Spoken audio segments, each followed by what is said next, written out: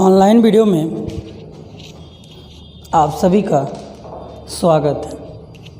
चलिए, क्या दिया हुआ भाई, सब विषय का नाम है वृत्त और आपको मैथ के टॉपिक पढ़ाने जा रहे हैं। क्लास 9th में आपने वृत्त के बहुत सारी चीज़ों के बारे में पढ़ा होगा। तो वृत्त होता क्या है आप सभी को पता है। वृत्त एक तरह का इस तरह का स्ट्रक्चर होता है जो कैसा होता है बेटा, 2D होता है। 2D मतलब दो बीमा होती है उसके अंदर, एक होती है उसके अंदर लंबाई, एक होती है उसके अंदर चौड़ाई। वृत्त का केंद्र होता है, वृत्त का अपना केंद्र होता है। वृत्त का क्या होता है बेटा, केंद्र होता है। केंद्र से वृत्त के किसी भी भाग पर अगर एक लाइन खींची जाए, इसको हम लोग बोलते हैं त्रिज्या। क्या बोलते हैं, त्रिज्या। ये सब आप जानते हैं। तो इन सभी चीज़ों को हम लोग जानते हैं कि आप सभी जानते हैं कि वृत्त क्या होता है, इससे आप लोग भली भांति परिचित हैं। लेकिन इस बार जो आपको पढ़ना है वो है बेटा वृत्त की स्पर्श रेखा। जो आपको चैप्टर है वृत्त की, आपको जो पढ़ना है वो पढ़ना है बेटा वृत्त की स्पर्श रेखा के बारे में पढ़ना है। ठीक, पिछले कक्षा में आपने वृत्त के बारे में हर एक चीज़ पढ़ा है। आज हम लोग पढ़ेंगे वृत्त की स्पर्श रेखा। वृत्त की स्पर्श रेखा क्या होती है, ध्यान समझिएगा। वृत्त की स्पर्श रेखा क्या होती है समझने का प्रयास कीजिएगा। कोई भी वृत्त हो, उसका किसी एक बिंदु से अगर ये लाइन इसको टच करके निकल जाए तो इस रेखा को हम लोग बोलेंगे वृत्त की स्पर्श रेखा। इधर से भी निकल जाए तो इसको भी हम लोग क्या बोलेंगे, स्पर्श रेखा। मतलब वृत्त को अंदर न जाए, वृत्त की परिधि को छूते हुए अगर कोई ऐसी रेखा निकले तो ऐसी रेखा को हम लोग वृत्त की स्पर्श रेखा कहते हैं। चलिए आते हैं हम लोग अपने कोर्स पर। ये तो हो गया हल्का सा डिस्कशन। अब आते हैं प्रमेय।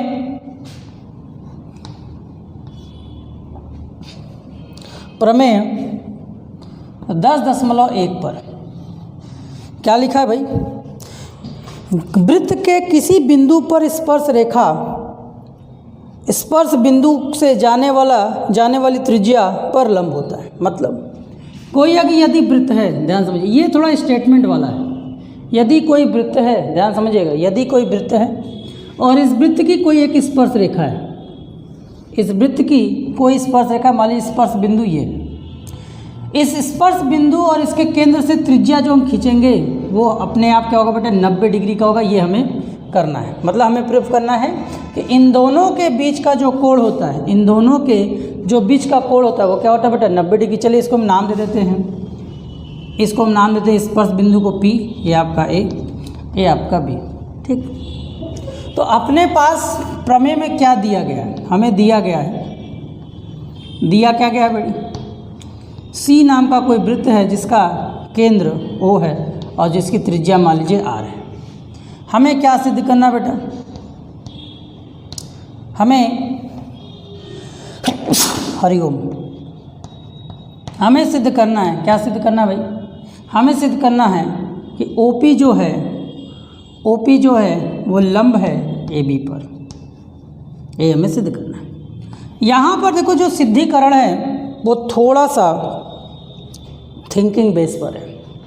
मान लो एक छोटी सी भी लाइन अगर हम ड्रॉ करें एकदम वृत्त के जस्ट बाहर,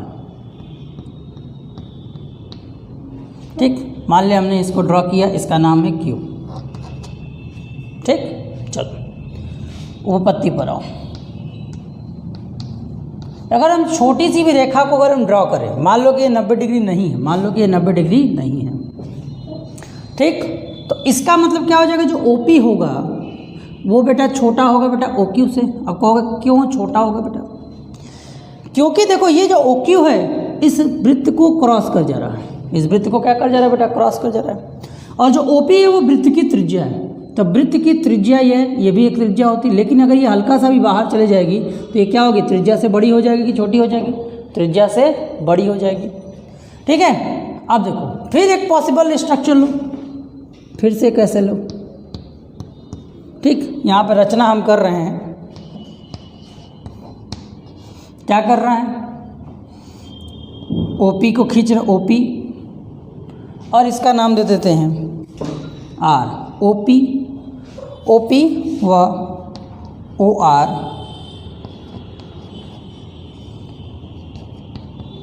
चित्रानुसार बनाया। ठीक, फिर से हम देखें तो इसका क्या होगा बेटा, ओ आर जो होगा फिर से जो ओ पी होगा वो क्या होगा, ओ आर से क्या होगा बेटा, छोटा होगा। फिर से जो ओ पी होगा वो ओ आर से क्या होगा बेटा, छोटा ही होगा। क्यों छोटा होगा, थोड़ा समझिए, क्यों छोटा होगा, क्यों छोटा होगा। छोटा होने का कारण यह है कि यह बिंदु बाहर है। तो स्पर्श बिंदु के अलावा कोई भी अगर वृत्त आपका, देखिए वृत्त का बहुत छोटा सा ऐसे हम कर्व बनाते हैं, स्पर्श बिंदु के अलावा जितनी भी बिंदुएं होंगी वो वृत्त से क्या होंगी, बाहर होगी। तो क्या लिखेंगे, स्पर्श बिंदु को छोड़कर, स्पर्श बिंदु को छोड़कर बाकी सभी रेखाएं वृत्त के बाहर हैं। वृत्त के कहाँ बेटा, बाहर हैं।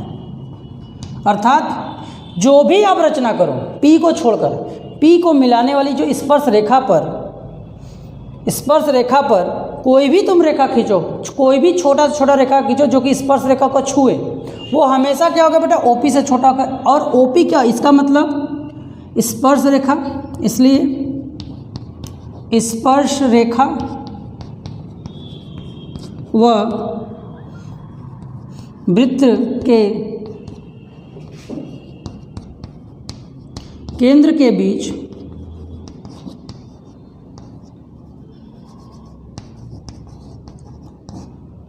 केवल स्पर्श रेखा व वृत्त के केंद्र के बीच केवल क्या, केवल स्पर्श रेखा व वृत्त के केंद्र के बीच केवल OP ही सबसे छोटी दूरी है। ठीक है, जब वो सबसे छोटी दूरी है, जब वो सबसे छोटी दूरी, तो दो बिंदुओं के बीच में सबसे छोटी दूरी नापने के लिए इस बिंदु और इस बिंदु के बीच में क्या बनाना पड़ा, 90 डिग्री का। मान लीजिए ये ऐसे होता है, तो इन दोनों के बीच में जो भी हम कोण खींचते हैं वो दोनों एक दूसरे पर क्या होना चाहिए, 90 डिग्री बनाना चाहिए। कोई भी अगर आप लंबाई खींचते हो या सबसे छोटी दूरी बनाते हो तो जिस भुजा से आप, जैसे त्रिभुज ले लो, त्रिभुज की अगर आप किसी भी भुजा से अगर परपेंडिकुलर करते हो तो इस पर आप 90 डिग्री बनाते हो, इससे छोटी दूरी आप नहीं बना सकते। तो सबसे छोटी दूरी बनता है वो 90 डिग्री का बनता है। इसलिए अतः हम कह सकते हैं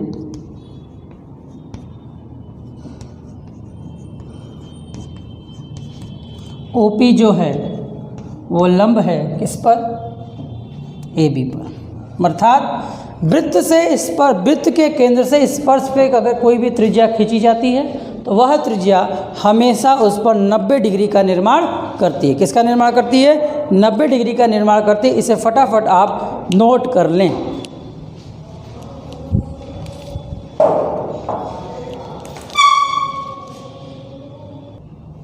आई थिंक आपने इसे नोट कर लिया होगा। यदि नहीं किया है तो वीडियो को पॉज कर पीछे की ओर बढ़ जाएं। ठीक है, चलिए हो जाता है। चलिए इसको इरेज करते हैं हम लोग। अब आते हैं अगले प्रमेय पर। अगला प्रमेय अपना क्या है बेटा, जो अगला प्रमेय है हमारा कौन सा है, अगले प्रमेय है 10.2।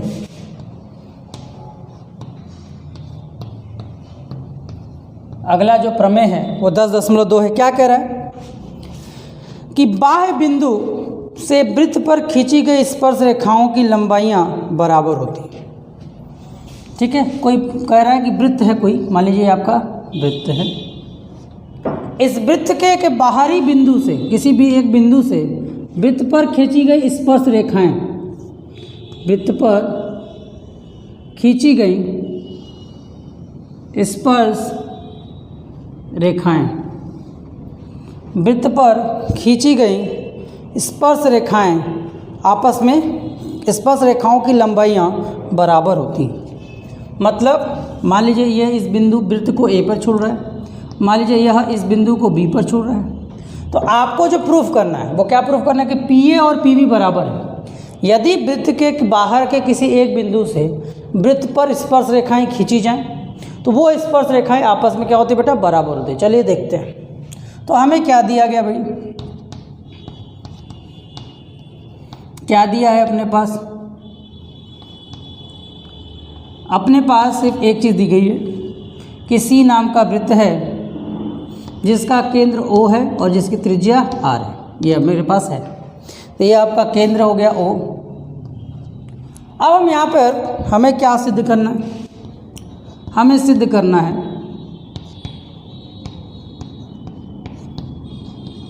क्या सिद्ध करना भाई कि पी ए जो है वो बराबर है पी बी के, पी ए जो है वो पी बी के बराबर है। इसे करने के लिए हमें एक छोटा सा काम करना पड़ेगा, उसका नाम है बेटा रचना।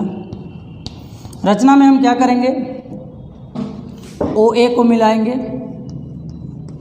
ओ बी को मिलाएंगे, तो एक को मिलाने से क्या होगा बेटा 90 डिग्री होगा, और ओ पी को मिलाएंगे।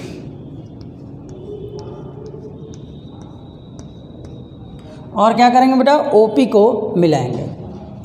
तो रचना में हमने क्या किया, ओ ए, ओ बी व ओ पी को मिलाया। रचना में हमने क्या लिखा बेटा, ओ ए, ओ बी व ओ पी को मिलाया। जब हम इस तरह के मिलान करेंगे तो चलिए आइए उपपत्ति पर, जो हमें प्रूफ करना है उसके अकॉर्डिंग हम अपना काम करते हैं। उपपत्ति पर हमें क्या करना है बेटा, उपपत्ति पर हम क्या करेंगे, देखिए कौन सा त्रिभुज, ऊपर वाले त्रिभुज और नीचे वाले त्रिभुज पर आते हैं। त्रिभुज ए पी ओ तथा त्रिभुज बी पी ओ, दोनों त्रिभुजों में हम देखते हैं क्या क्या अपने पास है। सबसे पहले अपने पास बेटा ओ ए और बराबर होगा किसके बेटा, ओ बी के। क्यों बराबर होगा, क्योंकि यह वृत्त की त्रिज्या है। क्या है बेटा, वृत्त की त्रिज्या है। क्लियर हुआ? ओ ए और ओ बी क्या है बेटा, वृत्त की त्रिज्या है। इसके अलावा यह वाला कोण और यह वाला कोण 90 डिग्री का। कहें सर प्रमेय में तो ऐसा कुछ लिखा नहीं। मैं बता रहा हूँ क्यों है, क्योंकि अभी जस्ट आपने प्रमेय पढ़ा कि किसी भी वृत्त की स्पर्श रेखा, किसी भी वृत्त की स्पर्श रेखा और उसके केंद्र पर, केंद्र से खींची गई त्रिज्या एक दूसरे पर लंब होती, अभी आपने जस्ट पढ़ा। तो अब हम यहाँ पे क्या लिखेंगे कि कोण, इस कोण का नाम क्या रखें बेटा, ए रख देते हैं, और इस कोण का नाम अपना कोण बी। अगर आप 3 नाम वाला लिखना चाहते हो तो लिखो ओ ए पी बराबर कोण ओ बी पी। त्रिभुज के 2 लोग बराबर हो गए। अब जो त्रिभुज आपने लिया है, जो त्रिभुज आपने लिया है, उन त्रिभुज में ओपी देखो, वो इस त्रिभुज का भी पार्ट है, वो इस त्रिभुज का भी पार्ट है। तो इस त्रिभुज का भी पार्ट है और इस त्रिभुज का भी पार्ट है, तो हम क्या लिखेंगे बेटा, क्या लिखेंगे, पी ओ बराबर पी ओ। क्या बात है, पी ओ बराबर पी ओ, खूब पी ओ। ठीक है, चलिए देखिए हम तो इन 2 त्रिभुजों के बीच में आपने क्लास 9th में पढ़ा है कि अगर किसी 2 त्रिभुजों के बीच में 3 लोग बराबर हो जाते हैं तो ऐसे त्रिभुजों को हम लोग क्या बोलते हैं बेटा, सर्वांग सम। तो त्रिभुज ए पी ओ तथा त्रिभुज सर्वांगसम त्रिभुज बी पी ओ।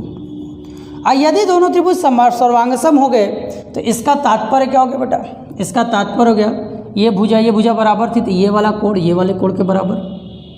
ठीक, तो बचा हुआ तीसरा कोण तो अपने आप ऑटोमेटिकली बराबर, तीसरा वाला कोण क्या हो गया बेटा, ऑटोमेटिकली बराबर। तो जब ये ऑटोमेटिकली बराबर हो गया, जब ये ऑटोमेटिकली बराबर हो गया तो हम यहाँ पे क्या कहेंगे, हम यहाँ पे क्या कहेंगे, ये वाली इस भुजा और ये वाली भुजा क्या बेटा आपस में बराबर है, तो हम लिख देंगे संगत प्रमेय से।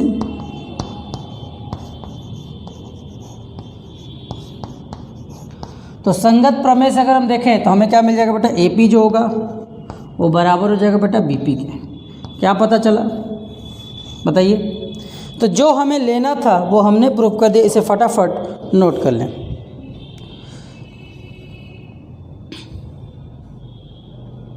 ठीक है, चलिए इसे फटाफट नोट कर लीजिए। और यही 2 प्रमेय आपके प्रश्न में दिए गए हैं, आपके बुक में एनसीईआरटी में दिए गए हैं। इसके बाद हम लोग शुरू करते हैं अपने एक्सरसाइज 10.2 को। अगले वीडियो में हम लोग डिस्कस करेंगे। तब तक थैंक यू, इसे नोट कर लें।